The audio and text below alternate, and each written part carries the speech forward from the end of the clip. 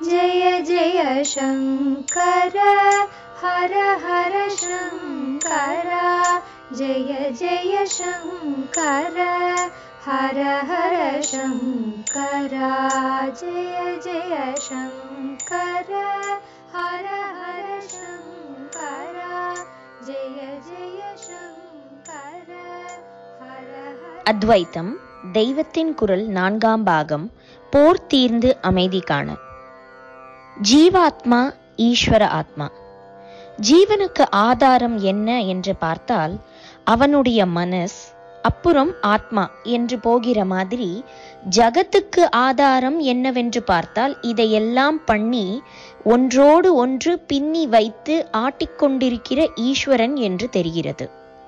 அப்புறம் ஆலோசித்தால் அவனுக்கும் ஆதார அடிப்படையாக ஒன்றும் பண்ணாமல் தானாக இருந்து கொண்டிருக்கிற ஒரு ஆதார சத்தியம் இருப்பதாக தெரிய வரும். ஜகத்தை பண்ணுகிறவன் ஈஸ்வரன் என்னும் போதே அவன் அதை பண்ணாமல் தானாக இருக்கிற நிலை என்ன என்பதாக அவனுடைய நிஜ ஸ்வரூபத்துக்கு ஒரு பேசிஸை தேட வேண்டியதாகத்தானே இருக்கிறது. ஜீவ மனசுக்கு இதே மாதிரி ஆதாரத்தை தேடிக்கொண்டு போன போதுதான் சதாவும் எதையாவது பண்ணிக்கொண்டே உள்ள இந்த மனசுக்கு ஆதாரமாக எதையும் பண்ணாமல் வெறுமே இருந்து கொண்டு மட்டும் உள்ள ஆத்மா இருக்கிறது. அதன் இருப்பு தூக்கம், மூர்ச்சை முதலியவற்றால் நெகட்டிவாகவும் சமாதி அனுபவத்தால் பாசிட்டிவாகவும் தெரிகிறது என்று தெரிந்து கொண்டோம்.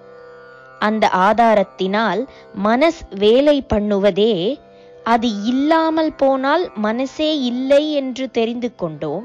இந்த தனி ஜீவ மனசுக்கு சொன்னது ஈஸ்வரன் என்ற காஸ்மிக் மைண்டுக்கும் பொருந்தத்தான் வேண்டும்.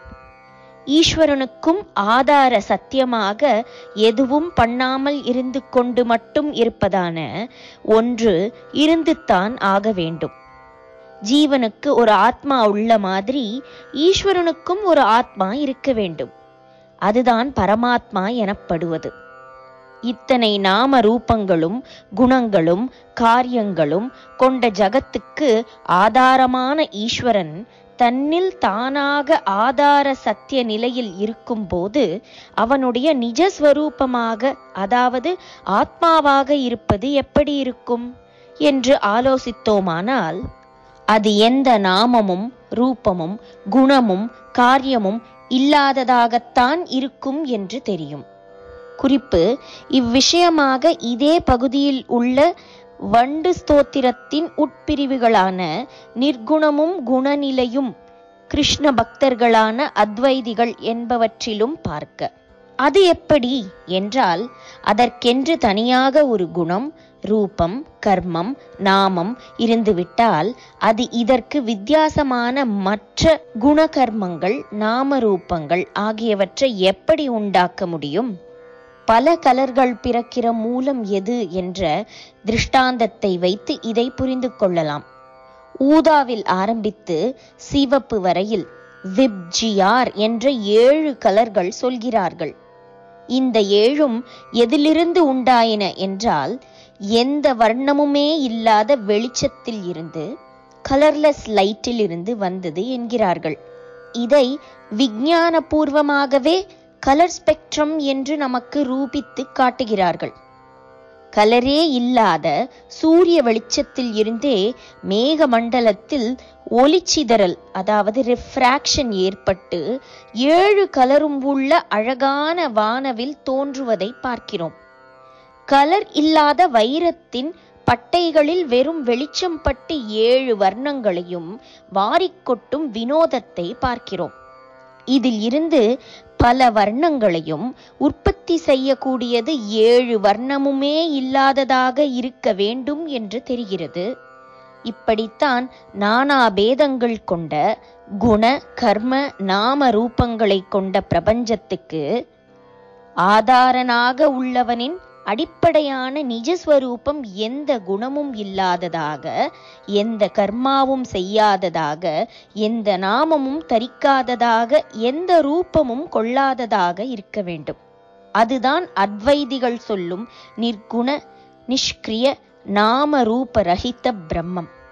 ஜீவனின் நிஜஸ்வரூபமான ஆத்மா இப்படிப்பட்டதே என்று பார்த்தோம். இதில் இருந்து இன்னும் ஆலோசித்துக் கொண்டு போனால் ஈஸ்வரனின் நிஜஸ்வரூபமான ஆத்மா ஜீவனின் ஆத்மா மாதிரியான இன்னொன்றாக இருக்க முடியாதென்றும் இதுவும் அதுவும் ஒன்றாகவேதான் இருக்க வேண்டும் என்றும் தெரியும். எப்படி? ஜீவனின் ஆத்மா என்று வைத்துக் கொண்டாலும் சரி, அல்லது ஈஸ்வரனின் ஆத்மா என்று வைத்துக் கொண்டாலும் சரி, எதுவானாலும் அது குணம், காரியம், ஊர், பேர், உருவம், உடைமை எதுவுமே இல்லாதது என்று பார்த்தோம். அது இப்படி இல்லாதது, அதாவது நேதி என்று இதை வேதாந்தத்தில் சொல்வார்கள். எதுவாகவுமே இல்லாதது என்று முடிவுக்கு வரும்போது அதை ஒரு சைஃபர் என்றுதான் கருத வேண்டி இருந்தது. சைஃபர் என்பது இல்லாத வஸ்து. எனவே அதிலே 2 சைஃபர் 3 சைஃபர் என்று இருக்க முடியாது. நம்பர்களாக இருக்கிறவற்றில்தான் 1, 2, 3 என்று வித்தியாசமாக பல இருக்க முடியும். இல்லாத சைஃபராக பல இருக்க முடியாது. ஆகையினாலே ஜீவனுக்கு ஆத்மாவாய் இருக்கிற ஒரு சைஃபர் ஈஸ்வரனுக்கு ஆத்மாவாக உள்ள இன்னொரு சைஃபர் என்று இருக்க முடியாது. இரண்டும் ஒன்றுதான் என்று ஆகிவிடுகிறது. ஜீவ ஜகத்தின் கோணத்தில் இருந்து பார்க்கும்போது இவற்றை குறித்த எதுவாகவும் அது இல்லை என்பதால் இப்படி சைஃபராக்கினது. ஆனால் அது வாஸ்தவத்தில் எப்படி சைஃபராக இருக்க முடியும்? சர்வமும் அதிலிருந்துதான். அது இல்லாமல் எதுவுமே இல்லை. அதுதான் ஆதாரம், நிஜஸ்வரூபம் என்று சொல்லிவிட்டு அது சைஃபர் என்றால் எப்படி? ஆகையினால் நம்மை சென்டராக வைக்காமல் அதையே சென்டராக வைத்து பார்த்தால் அது சைஃபர் இல்லை, அதுவே பூர்ணம் என்று தெரியும். 7 கலரில் எதுவாகவும் இல்லை என்பதால் அவற்றுக்கு ஆதாரமாக லைட் என்றே ஒன்று இல்லை என்றால் அது கொஞ்சம் கூட சரியில்லையே. கலர்களாக அது இல்லையே தவிர ஒளி என்ற ஒன்றாக இருக்கத்தானே செய்கிறது.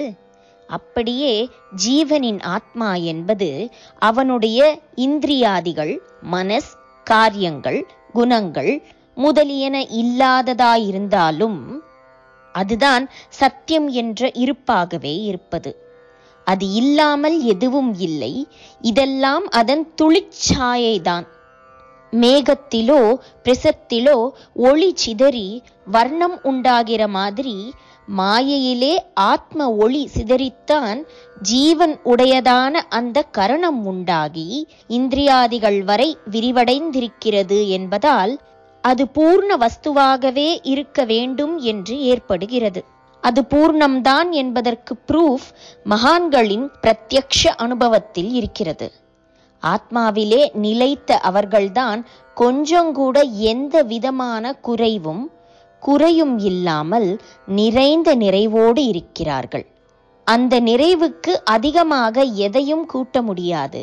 இப்படி கூட்டுவதற்கில்லாமல் நிறைவாக இருப்பதுதானே பூர்ணத்துவம். இப்படியே இதைவிட ஸ்பஷ்டமாக தெரிவது சகல ஜகத்தையும் உண்டாக்கி சகல ஜீவர்களையும் ஆட்டிப்படைக்கும் ஈஸ்வரனுக்கும் ஆதார சத்தியமாய் உள்ள அவனுடைய ஆத்மா நிச்சயமாக பூர்ணமாகத்தான் இருக்க வேண்டும் என்பது. ஜீவன் என்று தனியாக உள்ள வரையில் அந்த கரணம்தான் ஜீவனை இப்படி தனியாக ஆக்கி இருக்கிற மாதிரியே ஈஸ்வரன் என்று ஒருவனை ஆக்கி இருப்பதும் மாயையே. மாயையோடு சேர்ந்த பிரம்மமே ஈஸ்வரன். அப்புறம் அவனிடம் இருந்து ஜீவ ஜகத்துகள். அப்படியானால் ஈஸ்வரனின் ஆத்மா எப்படி இருக்க வேண்டும்? எல்லாம் ஜீவர்களின் தனித்தன்மை கொண்ட அந்த கரணங்களுக்கும் காரணமாயிருக்கின்ற மாயையிலேயே நேராக எதன் ஒளி சிதறி ஜீவ சமூகம் முழுதையும் பண்ணி இருக்கிறதோ, அதோடு ஜடமான பிரபஞ்சத்தையும் பண்ணி இருக்கிறதோ, அது பூர்ண வஸ்துவாகத்தான் இருக்க வேண்டும். சர்வ பரிபூர்ண அகண்ட தத்துவம் என்று தாயுமானவர் சொல்கிறதாகத்தான் அது இருக்க வேண்டும் என்பதில் கொஞ்சம் கூட சந்தேகம் இல்லை. ஜீவனின் ஆத்மா பரிபூர்ணமானது, ஈஸ்வரனின் ஆத்மாவும் பரிபூர்ணமானது என்றால் அது ஒரு பூர்ணம், இது இன்னொரு பூர்ணம் என்று இருக்க முடியாது. எப்படி 2 சைஃபர் இருக்க முடியாதோ அப்படியே 2 பூர்ணமும் இருக்க முடியாது. சைஃபர் ஒன்றுதான், இன்ஃபினிட்டி என்கிற அனந்தமும் ஒன்றுதான். 2ம் 1 என்று சொல்லும் போது கூட நம்பர் கொடுத்து விடுகிறோம். ஆகவே 1 என்பது கூட தப்பு. இதனால்தான் ஆச்சாரியால் 2 இல்லை என்று பொருள்படும்படியாக அத்வைதம் என்ற பெயர் வைத்தாரே தவிர 1 என்று அர்த்தம் கொடுக்கும்படி ஏகம் என்று வைக்கவில்லை. ஆகக்கூடி 2 பூர்ணம் நிச்சயமாய் இருக்க முடியாது. பூர்ணம் என்றாலே அதற்குள் அடங்காததாக எதுவும் இல்லை, அதை தவிர எதுவும் இல்லை என்றுதான் அர்த்தம். அப்படி இருக்க ஒரு பூர்ணத்துக்கு அதிகமாக இன்னொன்று எப்படி இருக்க முடியும்? ஒரு பூர்ணத்துக்குள் இன்னொன்று அடங்கினால் அதன் அங்கமாகிவிட்ட இது எப்படி பூர்ணம் என்ற பெயருக்கு உரியதாக முடியும்? ஆக ஜீவனின் ஆத்மாவும் ஈஸ்வரனின் ஆத்மாவும் நம்முடைய மாயாலோக பார்வையில் தெரிகிறபடி சைஃபராய் இருந்தாலும் சரி, அல்லது வாஸ்தவமாய் அவை உள்ளபடி பூர்ணமாயிருந்தாலும் சரி, எப்படியானாலும் அவை 2ம் ஒன்றேதான், வேறு வேறு இல்லை என்று தீர்மானமாகிறது. இவை 2ம் என்று பிரித்து பன்மையில் சொல்வதே தப்பு. ஒரே ஆத்மா அல்லது சத்தியம் அல்லது பிரம்மம்தான் ஈஸ்வரனாகவும் ஆகியிருக்கிறது, ஜீவனாகவும் ஆகிவிடுகிறது. இருந்தாலும் விவகாரத்தில் ஈஸ்வரன் ஜீவன் என்கிறவை ஆத்மாவுக்கு வேறு மாதிரி தெரிகிறது. இதனால்தான் ஜீவாத்மா பரமாத்மா என்ற வார்த்தைகள் ஏற்பட்டன. ஜெய ஜெய சங்கரா, ஹரஹர சங்கரா, மகாபெரியவா சரணம். जय जय शङ्कर हर हर शङ्कर, जय जय शङ्कर हर हर शङ्कर, जय जय शङ्कर।